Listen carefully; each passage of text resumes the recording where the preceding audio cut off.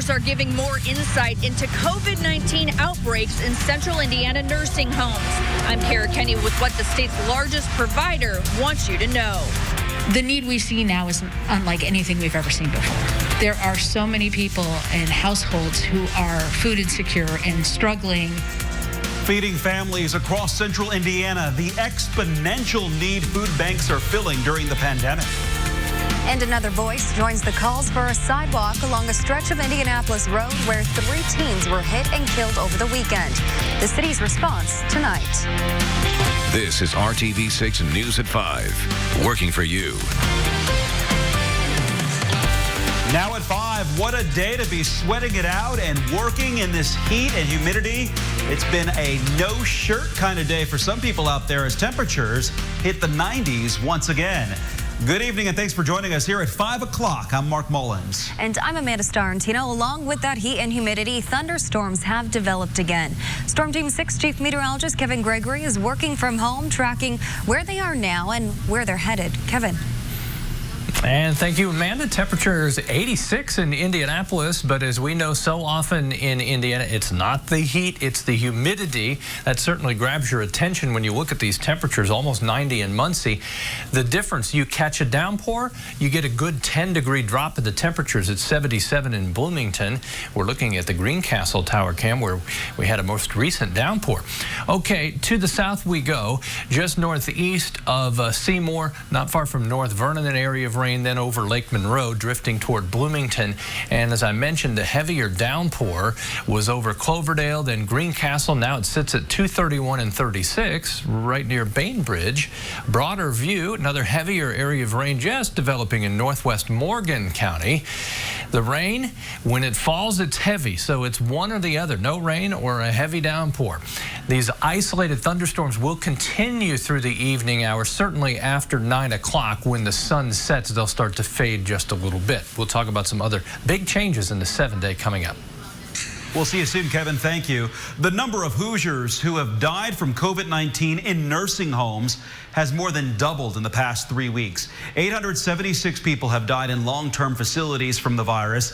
That's 47% of all COVID-19 deaths in Indiana. 13 new facilities have reported at least 1 death, according to the State Department of Health. Call 6 Investigates Kara Kenny is digging into what those numbers mean and found some families are taking a big step to protect their loved ones. Even though the state of Indiana won't tell you where people are dying in nursing homes, county health departments and facilities are starting to release that information. New numbers show 2 of the hardest hit facilities are in Johnson County, including Greenwood Meadows. We first introduced you to Gloria Benefield and her mom Violet in early April. Violet lives at Greenwood Meadows. As we've been following her story, Violet developed COVID-19. This is a picture of Violet on April 5th before she developed the virus. This is her on May 20th. Her daughter says Violet is now negative, but she's still not feeling well. Gloria plans to remove her mom from Greenwood Meadows and move Violet in with her. 32 people have died at Greenwood Meadows, one of the highest death tolls at a long-term care facility in central Indiana. They're operated by American Senior Communities, the state's largest nursing home provider, which started posting numbers this month on each facility's website about cases and deaths.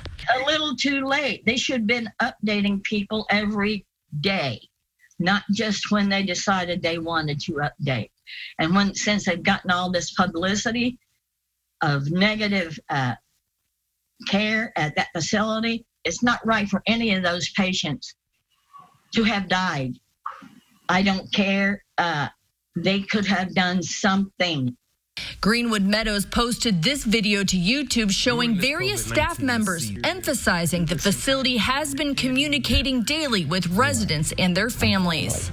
I believe this daily communication has not only created new relationships, but has helped our families have a better peace of mind at home, knowing their loved one is being continuously cared for.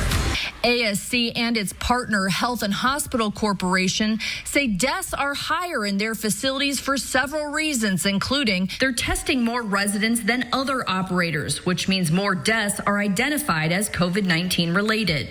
They operate a large number of nursing homes in urban areas where the virus is most concentrated. And they care for large numbers of Alzheimer's and dementia residents who are difficult to keep separate and are especially vulnerable to COVID-19. Dozens of people have died at another Johnson County facility, Greenwood Healthcare. Tonight on the news at 6, you'll hear from Greenwood Healthcare's operator on why their numbers are higher and the positive trends they're also seeing. That's tonight at 6. Reporting in Johnson County, Kara Kenny, RTV6. Well, meantime, Health and Hospital Corporation's board has requested an independent review, which will provide recommendations to address residents' needs. You can read their entire statement in this story at WRTV.com and on the RTV6 app. And new numbers from the health department show 18 more Hoosiers died of COVID-19 between Friday and yesterday. That is slightly higher than yesterday's number, but overall the numbers have trended lower over the past 5 days. The total deaths in the state now stand at 1,850. More than 32,000 Hoosiers have tested positive for COVID-19. An additional 373 cases added today, which were reported between May 10th and yesterday. Today's increase is slightly higher than yesterday, but again trending lower over the last 5 days. And a new free testing site opened in Marion County today at the Indianapolis Motor Speedway. In fact, testing is still underway at this hour. It goes until 7 p.m. The hours are 11 to 7 on Tuesdays and Thursdays. There is also a testing site at Warren Central High School on Mondays, Wednesdays, and Fridays from 6 a.m. to 2 p.m. The county is placing testing sites in hotspots to address the disparities of the virus in minorities and older population groups. To make an appointment for either location, go to marionhealth.org/IndyCovid. You can also call 317-221-5515. The pandemic has changed the ways that many companies are operating right now, and that includes one of the state's largest hunger relief nonprofits, which is feeding double the families than normal at this time. RTV6's Stephanie Wade explains how organizations are now working together to help Hoosiers rebound and get through this crisis. Cooking pasta. I was slicing beef. Frying up meat. And then Monday I was doing dishes, so it was like different every day for us. Indiana National Guardsman Diana never imagined she'd be putting an apron on and cooking in a kitchen as part of her duties. Serving in a different way. Yes. But she, along with other guardsmen, were deployed by Governor Holcomb to Second Helpings and other community food providers to assist in any way needed as part of the state's coronavirus response. What do you think about doing this during this time in a pandemic? I feel great. Helping others. I would never thought I would be doing this, honestly, even in the Guard. We had a problem with food insecurity before this happened. The numbers we're seeing are unlike anything any of us have ever seen. The CEO of Second Helpings says their resources are stretched. The staff is split into 2 different shifts to turn out the increased need at food banks, shelters, and senior centers. Just the demand has been extraordinary. We now deliver more than twice as many meals as we did before COVID-19. Normally, there would be a lot more people in this kitchen working elbow to elbow. Now they're having to socially distance, clearly wearing face masks. And the National Guard are sanitizing this place 6 times a day. We have a check for Jen Vigran of Second Helpings. Recognizing the need, companies like Kroger, $200,000, Jen, are making huge contributions to support them at this time. And we're really grateful to Kroger and so many others who have stepped up in this crisis to make sure that Second Helpings could continue to address the demand and never have to say no to somebody who needed our help. Ensuring no one goes hungry. Stephanie Wade, RTV6. Well, schools are another important resource to help parents feed their children during this crisis. And today, very encouraging news to report. The federal government is relaxing its rules to allow schools to provide grab-and-go meals now through August 31st. Schools in Indiana were prepared to feed kids under the age of 18 through June 30th. Now schools have been given the okay to continue their feeding programs for an additional 2 months. Early in-person voting is underway ahead of next Tuesday's primary election in Indiana. And if you are headed to the polls either this week or on Election Day, you'll notice this is a very different election due to the pandemic. We visited Beech Grove High School, one of 3 early voting sites in Marion County. Poll workers are wearing face shields to protect you and themselves. Voting stations are spread apart, and voters are being given coverings for their fingers so they won't actually touch the touch screens when casting the ballots. The touch screens are also wiped down by a poll worker. You had to put on your finger, like, glove thing, hand sanitizer, wear a mask, protect others, and that was about it. I love all the health precautions that everyone is taking. Early voting is also taking place at the City County Building and Broad Ripple High School. At Broad Ripple and Beech Grove High Schools, the early voting hours are 10 to 5 through Friday, and Saturday and Sunday 11 a.m. to 7 p.m. No voting will be taking place at either school on Monday. And at the City County Building, you can cast ballots through Friday from 8 a.m. to 5 p.m., on Saturday and Sunday from 11 a.m. to 7 p.m., and on Monday, 8 a.m. to noon. Voters in parts of Marion, Hamilton, Madison, and Blackford counties have one of the most high-profile races to decide. 5 Democrats and 15 Republicans are running to replace 5th District Republican Congresswoman Susan Brooks, who is not seeking re-election. With such a crowded field, it can be hard to learn about each candidate. We have compiled profiles of all of the candidates who responded to us for information on the homepage of our website at theindychannel.com. We asked them the same 5 questions, so check it out before you cast your ballot. Hiring Hoosiers is our commitment to keep you informed of job opportunities now and in the future. A Canada-based pharmaceutical company announced plans today to establish its first U.S. manufacturing facility here in Indianapolis and create dozens of new jobs. Point Biopharma develops next-generation cancer treatments. It will invest more than $25 million to purchase and transform an existing building on the northwest side of the city near 79th Street and Georgetown Road. The company plans to be fully operational by 2021 and create more than 100 new high-wage jobs by the end of 2024. Point will add more than 30 associates in Indiana over the next 2 years and continue ramping up hiring as production increases. Hiring will begin later this year for positions in manufacturing and quality control. You can find a link to apply in this story at hiringhoosiers.com. Now still ahead on RTV6, 3 teenagers killed. The growing calls for sidewalks as some wonder if one was already in place, if that could have made the difference between life and death. Also still ahead, the effort really taking shape now to make sure the lives of 2 teens killed more than 3 years ago are never forgotten. And the pattern stays the same the next couple of days. More thunderstorms in the forecast, but once we hit the weekend, big change. I'll explain that coming up.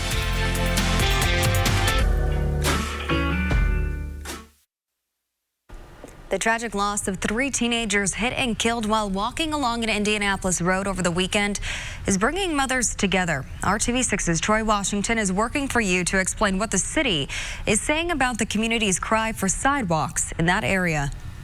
It's been deemed a dangerous place to walk by those who know 38th and Kessler best. I rode up and down Kessler for years, and there's no sidewalks, there's no street lights. Donita Royal knows the sting of pain all too well. 7 years ago, she lost her son to gun violence. When you lose a child, it's a pain that you never forget. Royal started Mothers Against Violence Healing Ministry after tragedy shook up her world, and now she's standing with these moms as they search for healing. Of course I want closure, and if it means for them to get these sidewalks out here on Kessler and better street lights. 15-year-old Kiera Brown, 13-year-old Tajiana Velez, and 14-year-old David Evans were walking here at 38th and Kessler when cars collided, lost control, and hit them. All 3 teenagers were killed.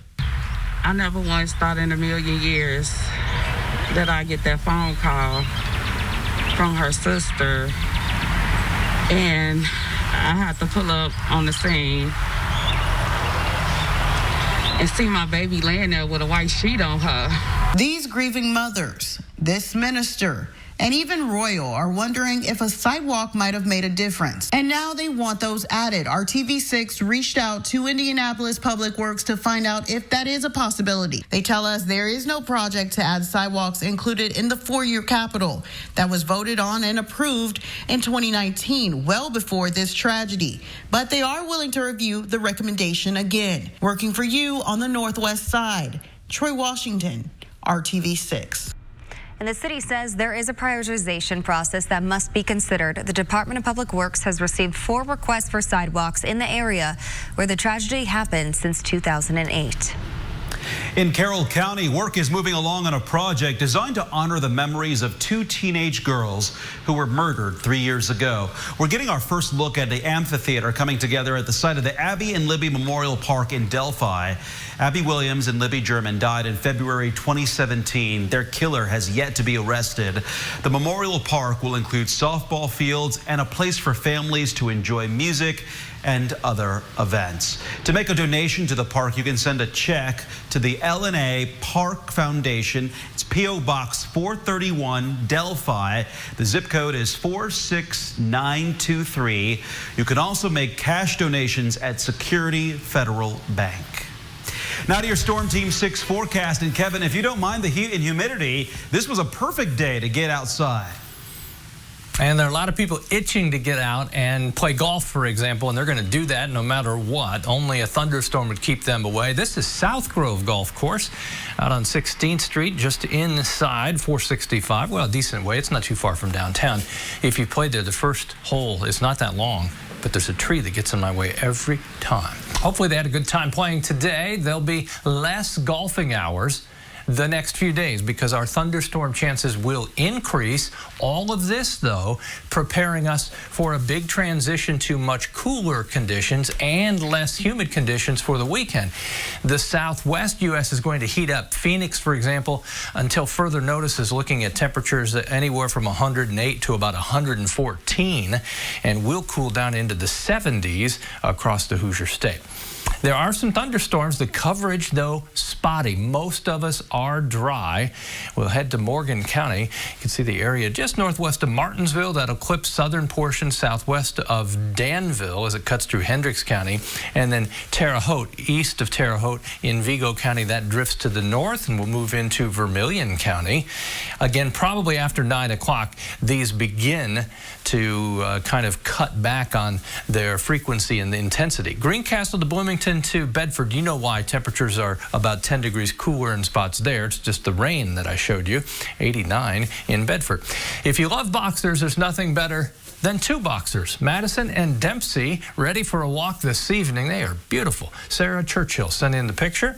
May dodge a couple of raindrops. You win thunder roars. You go indoors. So don't take any chances walking the pets this evening. As you look at our chance for thunderstorms tomorrow, the difference from the last couple of days, we've been rain-free in the morning hours. There will be a chance for some thunderstorms on an isolated basis before noon tomorrow. Temperatures will struggle to warm. We should be upper 70s to low 80s. That will vary quite a bit just depending on the cloud cover and the timing of thunderstorms. 7 a.m. there are a couple hit and miss thunderstorms. We get into the heat of the day and our chance for thunderstorms again blossoms. I want to get to the 7-day forecast so you have a chance to study this for a second. Temperatures cooling off as our rain chances go up Thursday and Friday. Then it's about the plunging humidity levels. The air will be very dry. Temperatures in the low 70s, lots of sunshine for the weekend, and overnight low temperatures 4 mornings in a row will be in the 50s, whereas tonight's low will be in the upper 60s, will be closer to the 40s than 50 as we get into the weekend and early next week. There it is. Enjoy. Kevin, thank you. Still ahead on the news at 5, how you can make a big difference in the health of a friend, family member, or neighbor with an act of generosity. Working for you. A week from Saturday, the annual Tour de Cure for Diabetes is taking place in Indiana. The event raises thousands of dollars for the American Diabetes Association. RTV6's Kelsey Anderson explains how your donations are put to very good use. When you donate to any cause, of course, you want to know where that money's going. And 17-year-old Jessie Hall wants you to know, when you donate to the Tour de Cure, you are changing lives.